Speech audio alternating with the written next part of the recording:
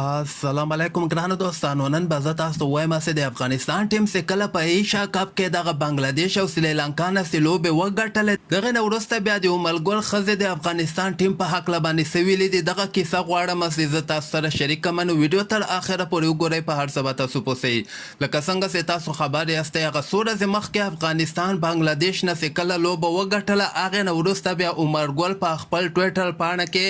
دغسې لیکلي ول چې یعنې ډېره ښه لوبه د افغانستان لوبغاړو تر سره کړله او زه ټولو افغانانو ته مبارکي وایم،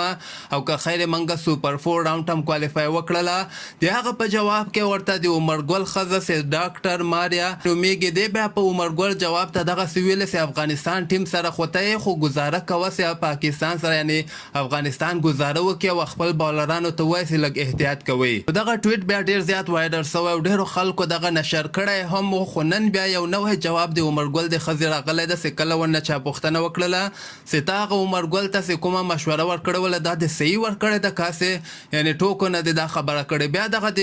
عمر ګل ښځې چې کومه ده دا ډاکټر ماریا دی بیا ورته په جواب کې دغسې ویلي دي چې ما هسې ګپ نه یعنې هسې ټوکو نه مې دغه خبره عمر ګل ته وکړله او عمر ګل ته زه غواړم چې کامیابه سي، او زه وایي دعا کوم چې عمر ګل د افغانستان بالرانو ته ښه لاره وښیي، یعنې ښه بالنګ ورته وښیي او د پاکستان او د افغانستان دغه لوبه چې کومه یوه ده دغه نور هم انټرسټینګ سي، یعنې نور هم دغه کې خوند پیدا سي. نو دغه کیسه وله یعنې د عمر ګل ښځه چې کومه یوه ده دغه خبره کړې ده چې عمر ګل باید د افغانستان بالرانو ته وایي چې لږ احتیاط کوه پاکستان سره. بیا نن یې دغه خبره واضحه کړله چې ما هسې ټوکو نه دغه خبره کړې وله. تاسو په نظر باندې دغه ورته په ایشیا کپ کې به افغانستان پاکستان ته ماتې ورکړي؟ خپل نظر لاندې ما سره په کمنټ کې شریکولی سئ او همدغسې تازه خبرو لپاره تاسو دغه چینل هم در سره سبسکرایب کولی سئ.